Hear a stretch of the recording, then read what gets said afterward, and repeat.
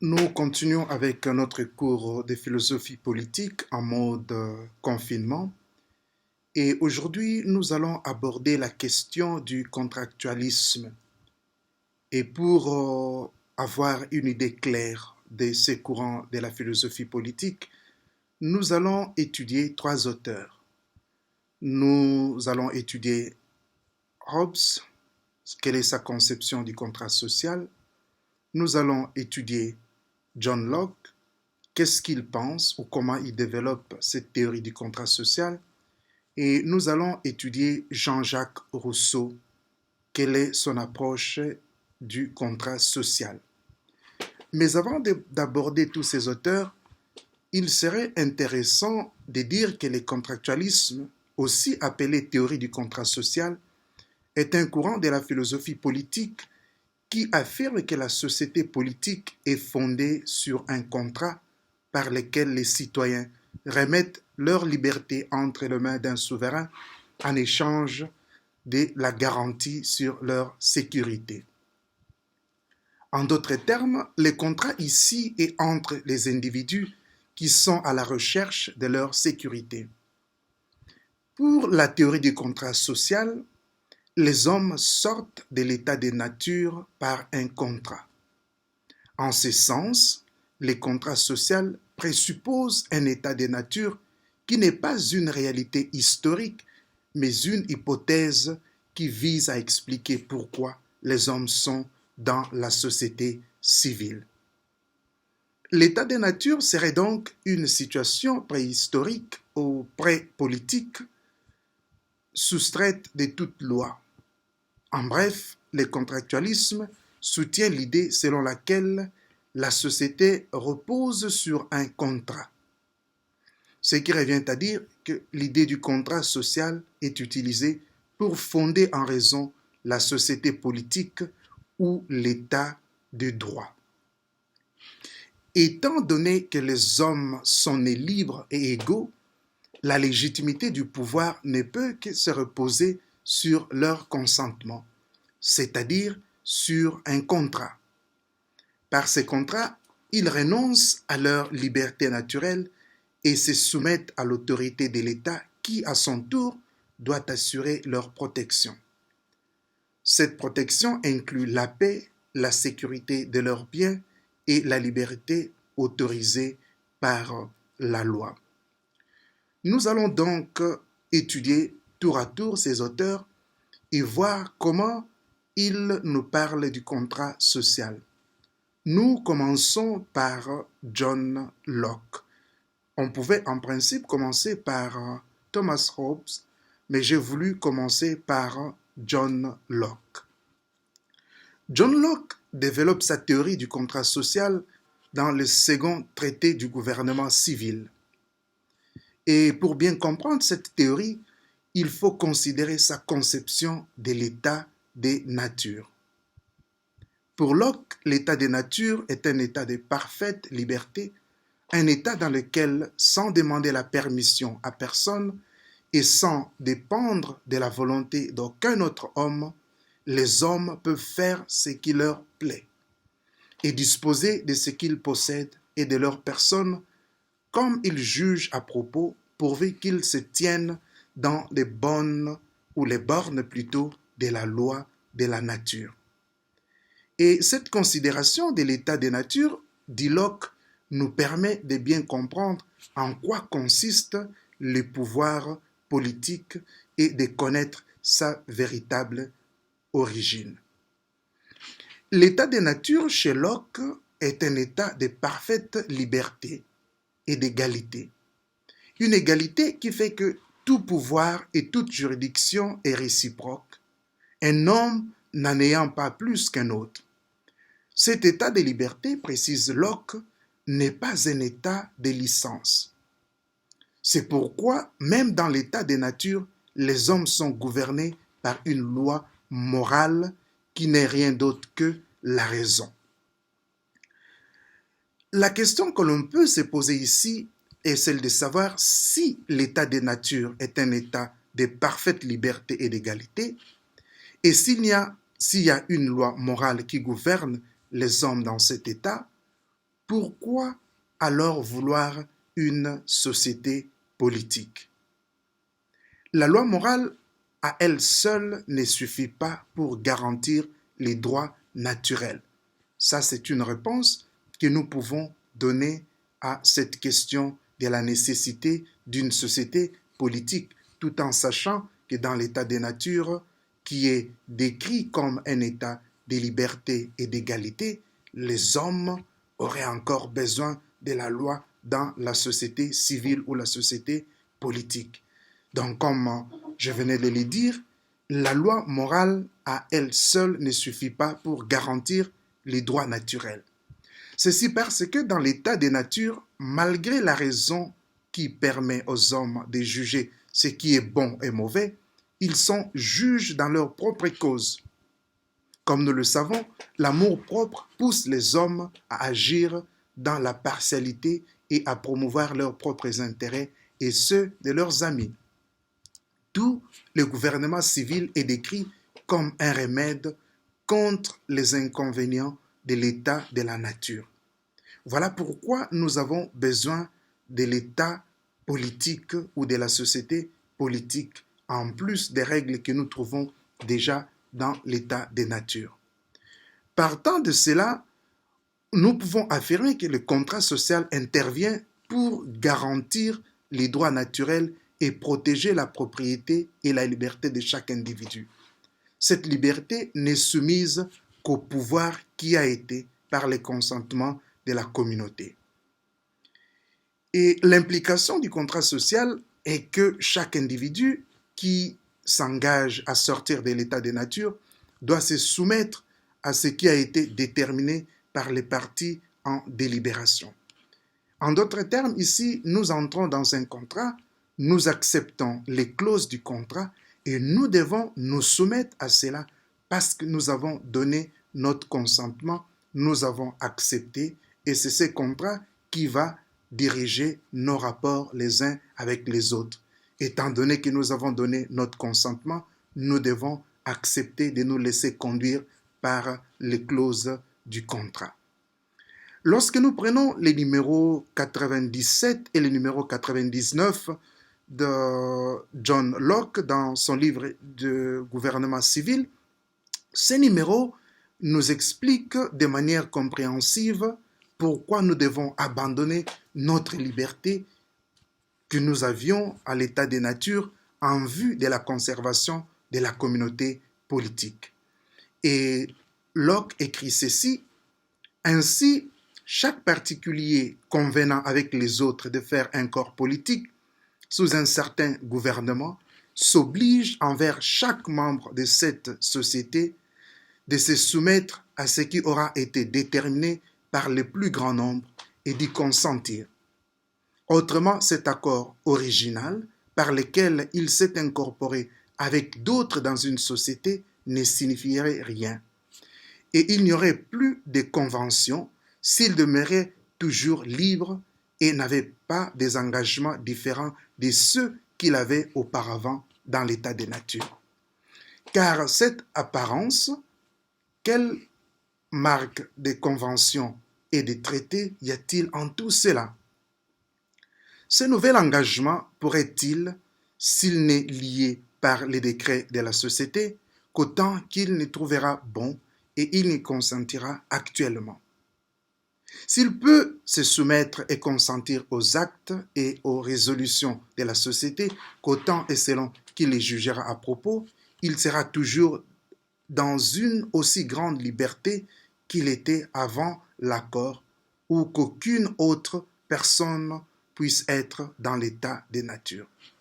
C'est ce que Locke nous dit au numéro 97 du traité du gouvernement civil.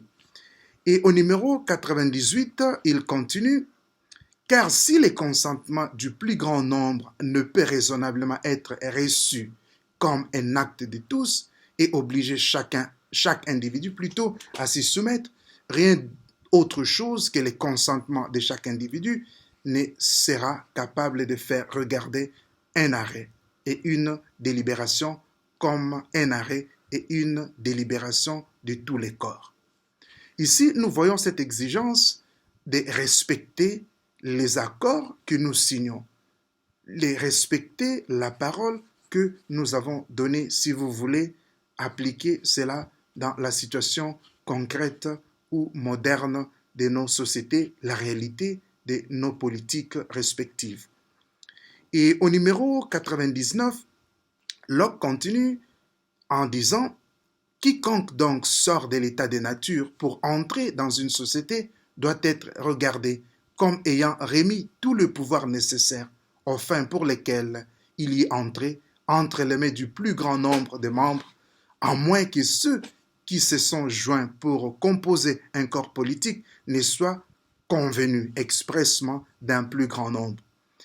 Un homme qui s'est joint à une société a remis et donné ses pouvoirs dont il s'agit en consentant simplement de s'unir à une société politique, laquelle convient en elle-même toute la convention qui est ou qui doit être entre les parties qui se joignent plutôt pour former une communauté.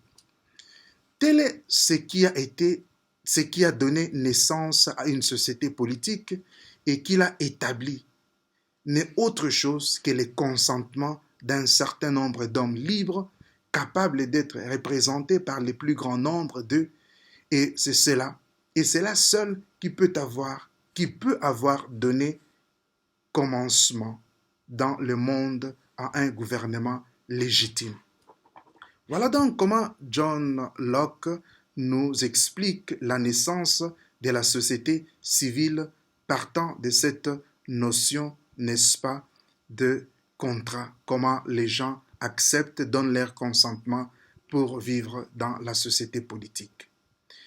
Lorsque nous considérons ce qui précède ou ce qui a été dit jusqu'ici, nous pouvons alors comprendre pourquoi Locke assigne au pouvoir politique certaines prérogatives qui lui permettent de réglementer et de protéger la propriété en vue du bien public. Il écrit « J'entends donc par pouvoir politique les droits de faire des lois, sanctionnées ou par la peine de mort ou a fortiori par des peines moins graves, afin de réglementer et de protéger la propriété, d'employer la force publique afin de le faire exécuter et de défendre l'État contre les attaques venues de l'étranger.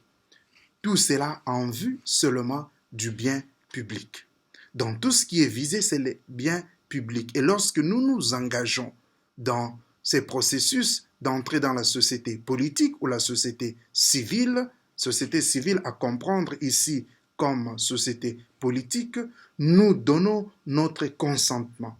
Il y a comme un abandon partiel de notre liberté en vue de notre propre protection. Et cette protection est garantie par l'État, par la société politique dans laquelle nous entrons.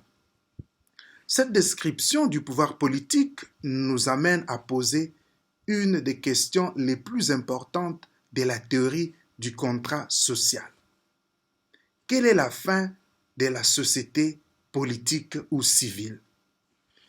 Comme nous l'avons dit plus haut, la théorie du contrat social, qui présuppose l'hypothèse de l'état de nature, cherche à expliquer pourquoi les hommes sont dans la société civile ou la société politique. Et Hobbes nous éclaire davantage en répondant à cette question: quelle est la fin de la société politique ou la société civile? Et il écrit à ces propos: la fin de la société civile est de remédier aux inconvénients qui se trouvent dans l'état de nature et qui naissent de la liberté où chacun est, d'être juge dans sa propre cause, et dans cette vue d'établir une certaine autorité publique et approuvée, à laquelle chaque membre de la société puisse appeler et avoir recours pour des injures reçues ou pour des disputes et des procès qui peuvent s'élever et être obligé d'obéir. Partout où il y a des gens qui ne peuvent point appeler et avoir recours à une autorité de cette sorte et faire terminer par elle leurs différends, ces gens-là sont assurément toujours dans l'état de nature, aussi bien que tout prince absolu y est à l'égard de ceux qui sont sous sa domination. Voilà un peu comment John Locke nous parle de l'état de nature et nous parle du contrat social. Nous sommes dans l'état de nature et chez lui, l'état de nature, c'est un état de parfait ou d'une liberté parfaite et c'est un état d'égalité. Et justement, il y a des inconvénients de l'état de nature, d'où la nécessité d'entrer dans la société civile ou la société politique. Et pour entrer dans cette société civile ou cette société politique, nous avons besoin de ces contrats. Et les contrats, c'est entre les hommes qui veulent sauvegarder leur vie. Nous abandonnons partiellement une partie de notre liberté pour que l'État puisse garantir notre sécurité. Après cette conception du contrat social chez John Locke, nous allons à présent considérer quelle est l'approche rawlsienne du contrat social. Hobbes a une conception de l'état de nature qui est différente de celle de Locke et de Rousseau. Et avant de parler de cette conception, il est important de considérer un certain nombre de choses. Et entre autres, nous allons considérer ce que Hobbes appelle au chapitre 13 de son livre Le Léviathan, la condition naturelle des hommes en ce qui concerne leur félicité et leur misère.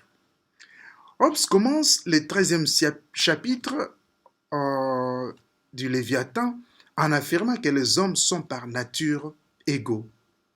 Ce qui revient à dire qu'il y a une égalité des capacités parmi les êtres humains. Selon lui, de cette égalité des capacités résulte une égalité d'espoir, d'attente et en vue, n'est-ce pas, d'atteindre notre fin ou nos objectifs. Et c'est pourquoi si deux hommes désirent la même chose, dont ils ne peuvent cependant jouir tous les deux, ils deviennent ennemis. Nous avons donc, d'après Hobbes, cette égalité naturelle des capacités. Et nous sommes aussi des êtres d'intérêt. Étant donné cette égalité de nos capacités, nous pouvons vouloir la même chose. Et malheureusement, nous ne pouvons pas tous avoir cette même chose, d'où nous entrons en compétition et parfois nous devenons des ennemis. Et pour atteindre leur but, principalement leur propre conservation et quelquefois le seul plaisir qu'ils savourent, les hommes s'efforcent de se détruire ou de subjuguer l'un l'autre. Et nous voyons cette destruction justement est liée au fait que nous voulons tous avoir la même chose et nous ne pouvons pas tous l'avoir au même moment, d'où nous entrons dans cette espèce de guerre de l'un contre l'autre ou des uns contre les autres ou de l'un contre tous et de tous contre un. Cette façon de se comporter met en lumière les causes principales de la querelle entre les êtres humains, nous dit Hobbes. Et il en souligne trois, c'est-à-dire les causes des querelles entre les êtres humains. Il y a d'abord la compétition ou la rivalité. Nous avons la défiance et nous avons la gloire ou la fierté. Donc ce sont là les trois causes principales de la querelle entre les êtres humains. Donc nous avons la compétition, nous avons la défiance et nous avons la gloire. La compétition fait que les hommes attaquent pour les gains. Tout ce qu'ils visent, c'est le gain. Et nous entrons justement en compétition. La seconde cause, c'est-à-dire la défiance, c'est pour la sécurité.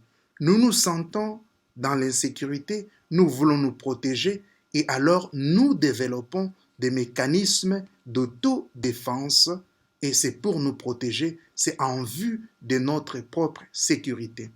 Et la troisième cause, c'est-à-dire la fierté ou la gloire comme il l'appelle, c'est pour la réputation. Nous voulons, n'est-ce pas, sauvegarder notre réputation et nous entrons en guerre avec les autres.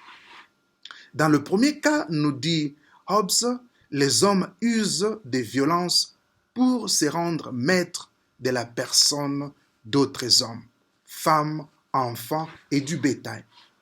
Dans le second cas, pour les défendre, pour se défendre soi-même. Et dans le troisième cas, pour des bagatelles, comme il est dit. Lorsque nous entrons dans la logique de la gloire ou de la fierté, nous pouvons entrer en compétition pour des choses qui n'ont pas beaucoup d'importance. Et comme il dit par exemple un mot, un sourire, une opinion différente et tout autre signe de sous-estimation qui atteint soit directement les personnes, soit indirectement leurs parents, leurs amis, leur nation, leur profession ou leur nom. Donc nous entrons et nous commençons peut-être à dénigrer les autres parce que nous voulons nous positionner. Ici apparaît la conception de l'état de nature chez Hobbes, qui est un état de guerre de tout homme contre tout homme, ou un état où il n'y a pas un pouvoir commun qui les maintienne tous dans la peur, qui les maintienne tous plutôt dans la peur. Dans cette question de tout homme contre tout homme, observe Hobbes, résulte aussi que rien ne peut être injuste. Les notions de bien et de mal, justice et injustice, n'ont pas leur place ici, dans cet état de nature chez Hobbes. Et pourquoi cela? Tout simplement parce que là où il n'existe aucun pouvoir commun, il n'y a pas de loi. Et là où il n'existe pas de loi, il n'y a aucune injustice. Donc, l'injustice, c'est par rapport à la loi. Mais il s'est fait que nous sommes en face d'une situation où il n'y a pas d'autorité commune et il n'y a pas de loi. Et donc, nous ne pouvons pas, d'après Hobbes, parler de l'injustice. Parce que l'injustice ou la justice, les deux concepts n'ont de sens que lorsque nous nous trouvons dans une situation où il y a deux lois. La force et la ruse, dit-il, sont en temps de guerre les deux vertus cardinales. En d'autres termes, dans l'état de nature, les hommes n'ont aucune obligation vis-à-vis de la loi, des normes morales et des institutions coercitives qui constituent une société politique. Et la grande question que nous pouvons nous poser ici avec Hobbes est celle de savoir comment sortir de l'état de guerre. En d'autres termes, pour lui, l'état de nature, c'est un état de guerre où l'homme est loup pour l'homme, comme il le dit lui-même. Et comment nous sommes arrivés, n'est-ce pas, à cette situation où quelles sont les causes de ce que Hobbes lui-même appelle de la dégénération et de la définition d'une république. Selon Hobbes, les êtres humains aiment naturellement la liberté et la domination sur les autres. Leur fin finale est la capacité de prédire leur propre préservation. Et cette préservation implique qu'ils doivent sortir de la condition misérable de la guerre. Pour ce faire, ils ont besoin d'un pouvoir fort. Ils ne peuvent pas simplement se fier aux lois de la nature. Et nous voyons ici encore des limitations de la loi de nature ou de la nature qui réglemente la relation dans l'état de nature. Et les hommes ne peuvent pas tout simplement se fier à ces lois-là. Et pourquoi? Tout simplement parce que les lois de la nature, comme la justice, l'équité, la modestie, la pitié, et en résumé, faire aux autres comme nous voudrons qu'ils nous fient, d'elles-mêmes, sans la terreur de quelque pouvoir qui les fasse observer, sont contraires à nos passions naturelles qui nous portent à la partialité, à l'orgueil, à la vengeance et à des comportements du même type. Donc, nous voyons comment notre nature humaine peut prendre le dessus sur la raison. D'où nous avons besoin d'un cadre qui puisse nous aider à nous situer par rapport à cela et à agir selon les exigences de la raison. Et les conventions sans l'épée ne sont que des mots, nous dit Hobbes, et non pas du tout des forces pour mettre en sécurité un homme. Nous pouvons parler des conventions, en d'autres termes, c'est ce qu'il veut nous dire. Nous pouvons parler des conventions, nous pouvons signer des conventions lorsqu'il n'y a pas de force qui nous oblige, n'est-ce pas, nous serons prêts à bafouer ces conventions et même à nier la parole que nous avons donnée. Et nous en avons l'expérience lorsque nous considérons et nous regardons nos sociétés politiques aujourd'hui et nos pays, comment tous ces pays fonctionnent. Où il y a certaines personnes qui ont donné leur parole, certaines personnes qui ont signé des accords et du jour au lendemain décident de ne plus respecter ces accords ou dire nous ne nous sentons plus concernés par ces accords. C'est pourquoi, malgré les lois des natures que chacun a alors observées, quand il le veut, quand il peut le faire sans danger, si aucun pouvoir n'est érigé ou s'il n'est pas assez fort pour assurer notre sécurité, chacun s'y fiera et pourra légitimement le faire à sa propre force, à sa propre habileté pour se garantir contre les autres hommes. Les lois de la nature, nous dit Hobbes, ont besoin d'un pouvoir qui puisse assurer leur mise en œuvre. Ainsi, la fin de la République est d'assurer la sécurité de tous. Sans un tel pouvoir, chaque personne peut compter sur sa propre force pour se protéger contre d'autres personnes. La République est nécessaire pour la paix. La seule façon d'ériger un tel pouvoir commun qui puisse être capable de défendre les hommes de l'invasion des étrangers et des torts qu'ils peuvent se faire les uns aux autres et par là assurer leur sécurité, de telle sorte que par leurs propres industries et par le fruit de la terre, ils puissent se nourrir et vivre satisfaits, nous dit Hobbes, et de rassembler tout leur pouvoir et toute leur force sur un seul homme ou sur une seule assemblée d'hommes qui puissent réduire toute leur volonté à la majorité des voix, à une seule volonté, autant dire désigner un homme ou une assemblée d'hommes pour tenir le rôle de leur personne et que chacun reconnaisse comme sien, qu'il reconnaisse être l'auteur de tout celui qui ainsi tient le rôle de sa personne fera ou fera faire dans ces choses qui concernent la paix et la sécurité commune. Que tous en cela soumettent leur volonté d'individu à sa volonté, leur jugement à son jugement. C'est pour que consentir ou s'accorder, c'est une unité réelle de tous en une seule et même personne, réalisée par une convention de chacun avec chacun. Et l'accord serait quelque chose comme ceci. Les contrats, lorsque nous consentons, nous disons, nous abandonnons partiellement notre liberté entre les mains d'une personne qui va nous garantir la sécurité, nous entrons dans une espèce d'accord. Et cet accord, selon Hobbes, serait quelque chose de comme ceci. J'autorise cet homme ou cette assemblée d'hommes, j'abandonne mon droit de me gouverner à cet homme ou à cette assemblée, à cette condition que tu lui abandonnes ton droit et autorises toutes ses actions de la même manière.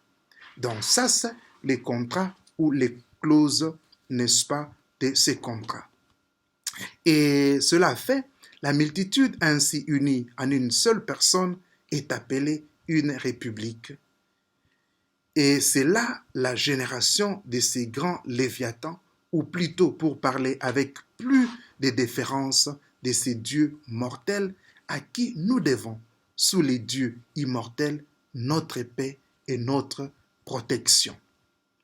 Car par cette autorité, nous dit Hobbes, qui lui est donnée par chaque particulier de la République, il a l'usage d'un si grand pouvoir et d'une si grande force rassemblée en lui que, par la terreur qu'il inspire, il est à même de façonner les volontés de tous pour la paix à l'intérieur et l'aide mutuelle contre les ennemis à l'extérieur.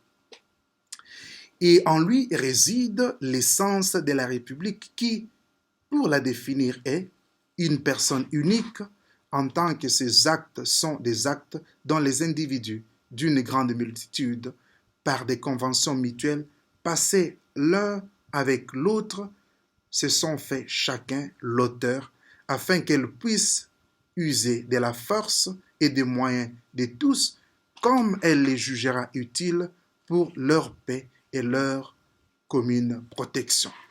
Et ceci qui est à cette personne en dépôt est appelé les souverains et est dit avoir le pouvoir souverain. Tout autre individu est son sujet. Selon Hobbes, alors, on parvient à ce pouvoir souverain de deux façons. La première est la force naturelle. Comme quand un homme parvient à faire en sorte que ses enfants et leurs enfants se soumettent à son gouvernement en tant qu'il est capable de les détruire s'ils refusent, ou quand, par la guerre, ils assujettit ses ennemis à sa volonté, leur laissant la vie à cette condition. Et l'autre façon consiste en ce que quand les hommes, entre eux, se mettent d'accord pour se soumettre à quelque homme ou quelque assemblée d'hommes, volontairement, parce qu'ils leur font confiance pour les protéger de tous les autres. On peut alors parler des républiques politiques ou des républiques par institution et dans le premier cas, des républiques par acquisition. Voilà plus ou moins chez Hobbes comment nous entrons dans la société politique ou la société civile et en quoi consistent les contrats des gens qui sont dans l'état de nature et qui veulent entrer dans la société civile. Donc, il y a ces contrats à respecter. Nous allons maintenant voir comment Jean-Jacques Rousseau aborde cette question du contrat social. Il est important de noter que Rousseau, dans ses confessions, nous fait savoir qu'il a commencé à réfléchir depuis longtemps à cette question de politique. Et comme il écrit lui-même dans ses confessions, il dit « Depuis lors, mon analyse historique de la moralité a considérablement élargi ma vision. J'avais tout perçu comme étant radicalement lié à la politique et que, quels que soient les principes sur lesquels ceux-ci seraient fondés, un peuple ne serait jamais plus que ce que la nature du gouvernement leur avait donné. Par conséquent, la grande question du meilleur gouvernement possible mais serait réduite à celle-ci. Quelle est la nature du gouvernement le plus approprié pour former le peuple les plus vertueux et éclairés, les plus sages et les meilleurs? Donc c'est une question importante que Rousseau pose. Il est très important ici de parler des trois discours importants de Rousseau, c'est-à-dire quand je parle des discours, j'ajoute aussi les contrats sociaux. Nous avons les discours sur les sciences et les arts, les discours sur l'origine et les fondements de l'inégalité entre les hommes, et finalement, les contrats sociaux, ce sont les œuvres importantes de Rousseau. Les discours sur les sciences et les arts répondaient à un concours de rédaction organisé par l'Académie de Dijon. Et les candidats devaient répondre à la question suivante. La restauration des sciences et des arts a-t-elle contribué à la purification des mœurs ou à leur corruption? Et Rousseau soutient que la progression des sciences et des arts a provoqué la corruption de la vertu et de la moralité. Et le deuxième discours, les discours sur l'origine et les fondements de l'inégalité entre les hommes, est divisé en 4 parties principales. Nous avons la dédicace à la République de Genève, une préface, une partie et une deuxième partie. Et la principale revendication du discours sur l'inégalité est que les êtres humains sont bons par nature, mais ils sont corrompus par la société. Nous comprenons ici pour Rousseau que c'est l'ouverture à la société politique ou civile qui a dénaturé l'homme naturel qui était un homme bon, un homme innocent. Et comme nous l'entendons souvent les gens dire, sans peut-être savoir que cela revient de Rousseau, c'est que l'homme est né bon par nature, mais que c'est la société qui l'a corrompu. Alors, Rousseau, comme les autres théoriciens du contrat social, Hobbes et Locke, comprend la société comme une invention. Par conséquent, pour expliquer la nature des êtres humains, il doit les dépouiller de toutes les qualités acquises au cours du processus de socialisation. En d'autres termes, comprendre la nature humaine signifie comprendre ce que sont les humains dans un état de nature pure. Et l'état de nature est considéré comme l'état d'être humain sans société civile. L'état de nature dépeint la vie dans la société pré-politique, comme nous avons vu avec les autres théoriciens du contrat social. Dans la première partie du discours sur l'origine de l'inégalité, Rousseau décrit les êtres humains à l'état pur de nature. Dans cet état, dit-il, ils sont ou ils ne sont pas corrompus par la civilisation et les processus de socialisation. Ils sont isolés, ils n'ont pas besoin les uns des autres pour leurs besoins matériels. Ils sont timides, pacifiques et ne s'inquiètent pas pour l'avenir. Ils n'ont pas d'intérêt personnel, c'est pourquoi ils ne peuvent pas être en état de guerre les uns contre les autres, comme Hobbes décrit dans l'état de nature. Alors, selon Rousseau, des récits antérieurs sur l'état de nature, tels que celui de Hobbes, n'ont pas tous réussi à dépeindre les êtres humains dans le véritable état de nature. Au lieu de cela, dit-il, ils ont pris des êtres humains civilisés et ont simplement supprimé les lois, les gouvernements et la technologie pour que les êtres humains soient constamment en guerre les uns avec les autres. Ils auraient besoin de processus de pensée complexes, faisant appel à des notions de propriété, des calculs concernant l'avenir, la reconnaissance immédiate de tous les êtres humains et en tant que, n'est-ce pas, menace potentielle et peut-être même des compétences linguistiques minimales. Donc, selon Rousseau, ces facultés ne sont pas naturelles, mais elles se développent historiquement, comme nous l'avons vu précédemment.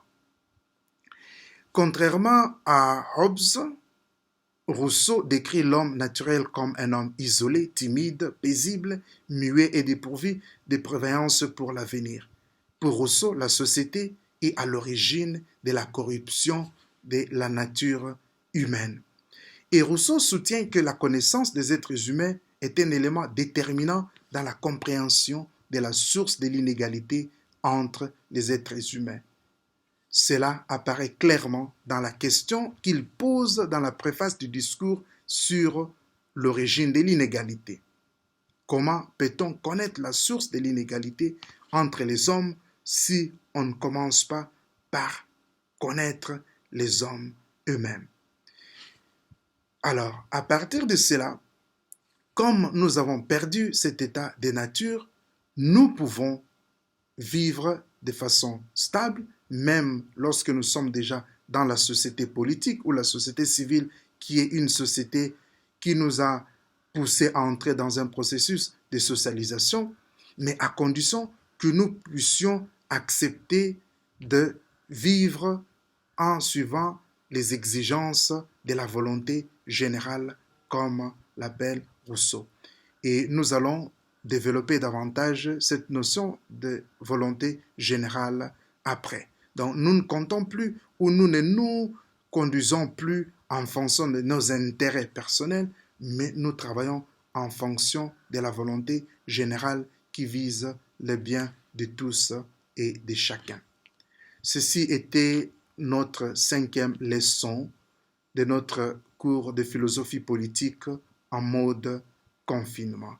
et nous allons nous revoir prochainement avec la leçon 6 et nous allons développer davantage ce qui a été dit.